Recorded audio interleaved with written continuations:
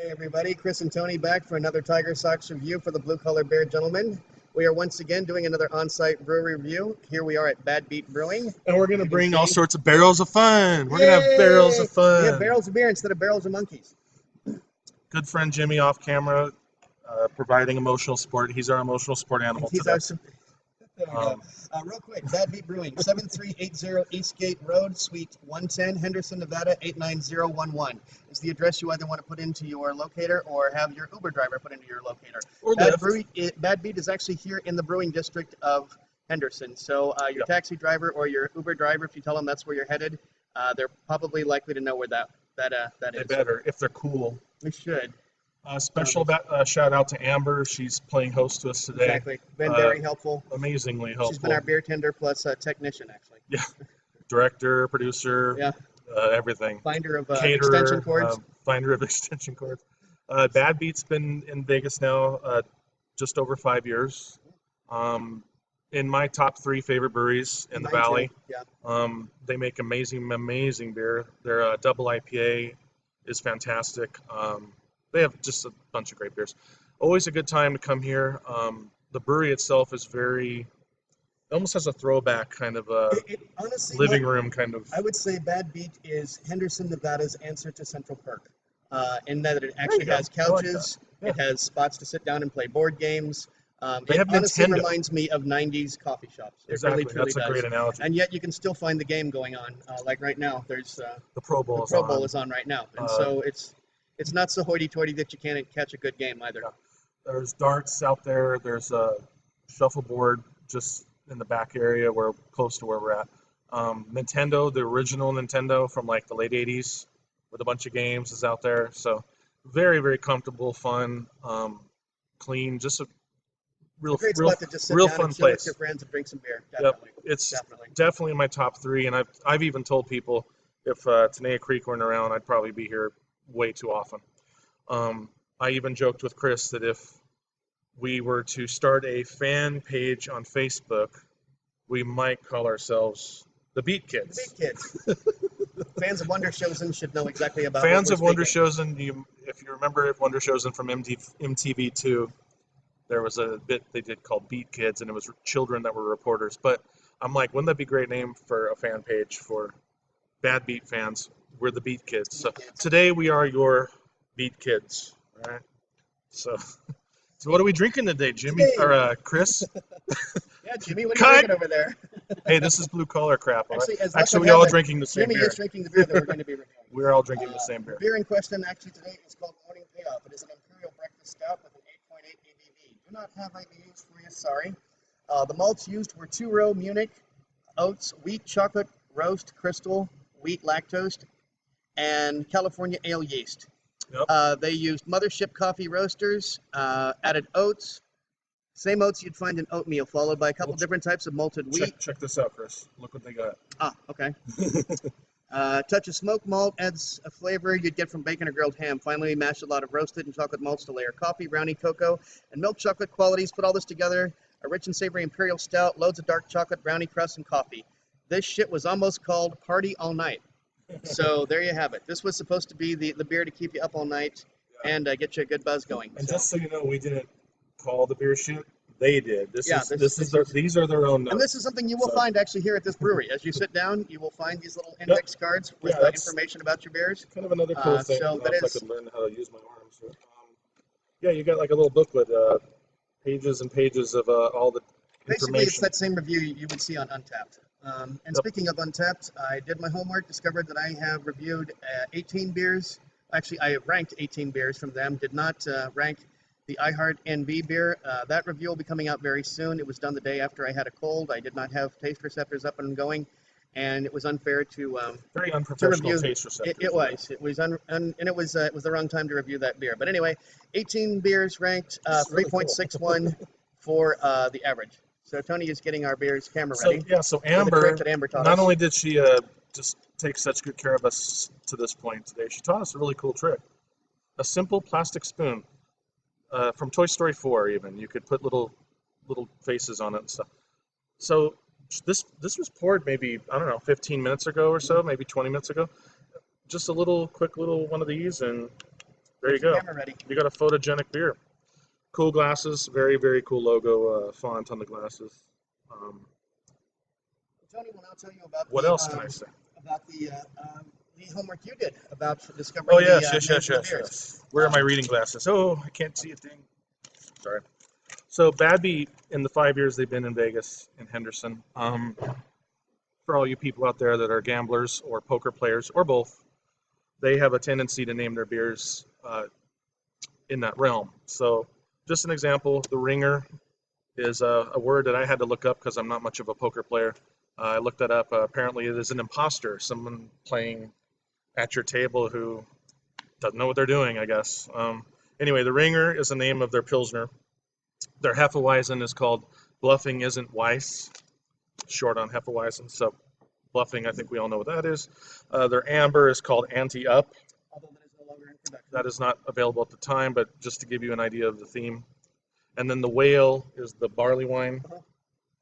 And a whale is basically a high roller. And it is one of the few barley wines that is available in a can. As far as I know, it's the only Vegas barley wine you can get. I think it is, yeah. I think it is. So let's get to sniffing and drinking. Normally we do a pour. This is where Chris hands me something to do the pouring because he has it in his mind that I'm a better pourer than him, which is preposterous. Yeah, evidence would suggest. But I did not get to pour these because I do not work here. So Amber, thank you again. Still going to be swirling this plenty. He's the we swirler. Want to show you the color of the beer. We want to show you the. There we go. There you go. Getting too much reflection on that, but yes, it is dark, but it is not as Tony describes it. Like can't escape it. It's not that black. It's not that black, but it is a very dark brown. I would say almost a mocha brown. Mocha brown, yeah, I would say that. It's not Russian Imperial dark to that point, but. And if you think you're unfamiliar with breakfast stouts, you're probably not. Think of the Pennsylvania Tuxedo. That was a breakfast stout. Dogfish, right? Yeah, Dogfish, exactly. Cool. Dogfish, yep. And so yeah, the breakfast stouts. This, however, does not have the flavor of maple, but as they mentioned in their description, they included the smokiness of bacon. So yes. Now you've got me. Shall we get to sniffing and see what we can note in the You and your notes? sniffing, man. We have to sniff. I don't smell the coffee, but I smell the chocolate. I'm not really getting much in the way of coffee. You're not getting like beans, like roasted beans? I'm getting more like cocoa, like baker's cocoa, and definitely creamy on the nose. yeah, very creamy. I definitely get that. Like the lactose lactose is is certainly slapping coming with through. creamy. It did have lactose, Which kind of makes sense considering the lacing. I mean, the lacing is definitely. You could just see it, like if you just wiped your finger around it, you could have a little Cool Whip, like a whipped cream kind of Cool Whip, like slapped on your finger. So a little dab will do you. You look so debonair. All right, so now we've done the sniffing, we've done the describing. We've done swirling too. We've done swirling. Yeah. Let's get to tasting. We've done swirling. Cheers. Cheers to Amber again.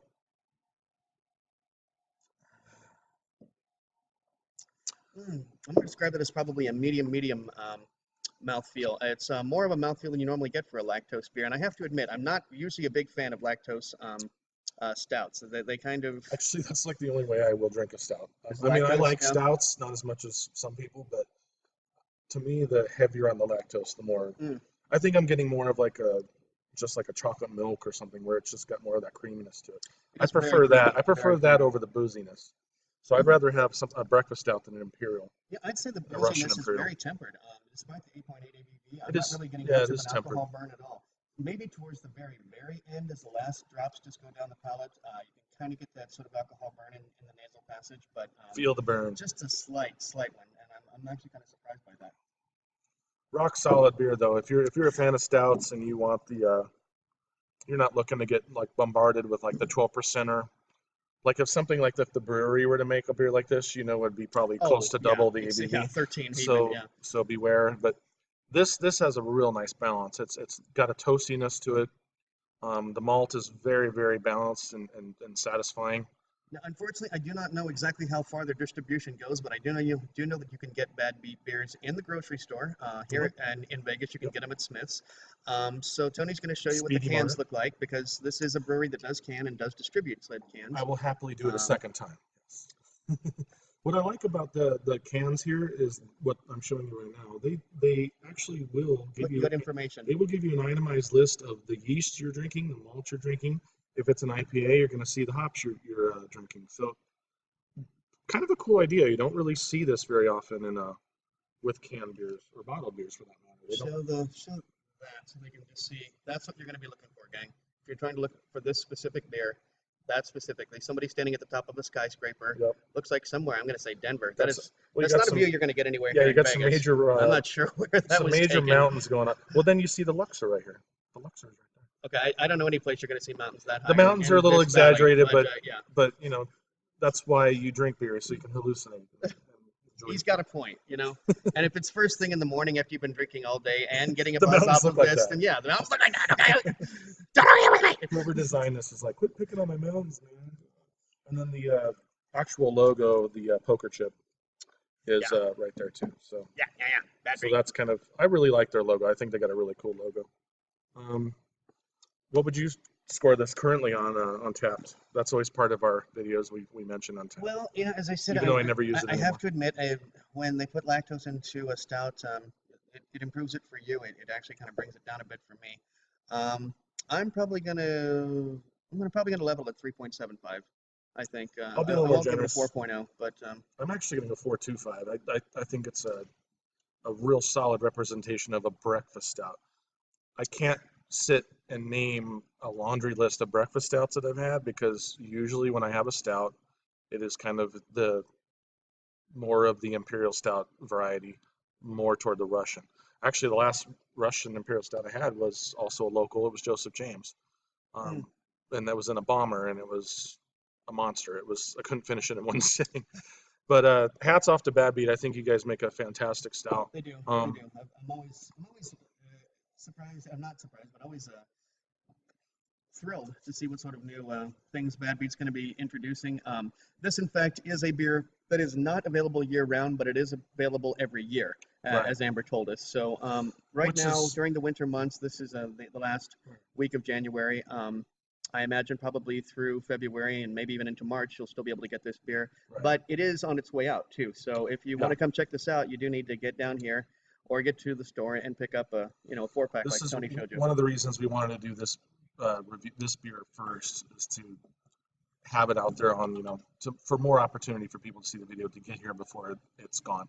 The following reviews we do are going to be year-round beers. So flagship beers. That flagship you can find beers, all the core time. beers. So you'll be seeing those. Actually, you know what? I am going to give this a 4.0 because it is available in can. It is I didn't have it in can, and I always give that Yay! extra 0.25. So this is going to get a 4.0 for me. 3.75 for the beer, and the fact that it comes available in a can, 0.25. So I'm glad you saw the light, like this guy. He did, man. He is seeing that light too. I'm thinking, if you've been up all night drinking beer, do you really want to face the sun like that? Just go, hey. Let me look east, by all means. So again, thanks Amber and Bad Beat for having us. We have been very anxious and eager to come here and do this. This is our 4th local brewery that we've actually reviewed on site. So we're knocking them off, and we don't know who will be next. But Bad Beat was on the short list to get done quick. So some of them are going to be real hard to do. They're just not accessible and just a little more cramped and all that. So. But we're hoping that by the time Mojave is open, they'll be amenable to having us. Yes, Mojave, if you see this, we can't wait. Totally. Henderson Brewer. So until we next wrap time, it up, gang, I guess. Yeah, okay. I say drink good beer. Don't break the bank doing it. And cheers. That's his slogan. I love his slogan. It needs to be a t-shirt, a bumper sticker. Bye, everybody. Until next time.